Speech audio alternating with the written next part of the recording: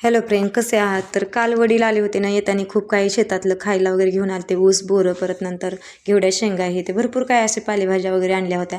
आणि मुलंही खूप खुश होती, वडील आले होते त्याच्यामुळे, आजोबा आले होते त्याच्यामुळे.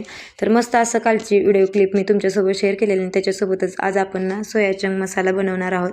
त्यासाठी मी इथे सोयाबीनना मी ते सुकीच ठेवलेली आहे, आपण भिजवून नाही घेणार. त्याच्यानंतर आपण इथे छान असं वाटण तयार करून घेणार आहोत. त्यासाठी मी ते सुकं खोबरं, त्यासोबत लसूण, अद्रक, नंतर मिडियम आकाराचे 2 कांदे कच्चेच घेतलेले आहेत, भाजलेले नाहीत. तर त्याच्यामध्ये 1 किंवा 2 टमॅटो छान वाटण घेतला. त्याच्यानंतर आपण वाटण मस्त असे अगदी न पाणी टाकता आपण वाटण करून घ्यायचं आहे. त्याच्यानंतर कढईमध्ये गरम करायला तेल ठेवल्यानंतर जिरे मोहरीची फोडणी दिलेले.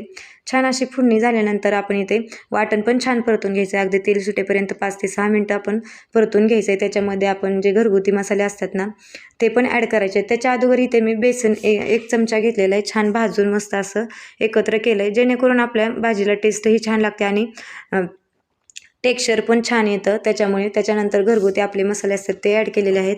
इथे लाल तिखट पावडर, किचन किंग मसाला, धना पावडर, हळद ॲड केलेले आहे, गरम मसाला.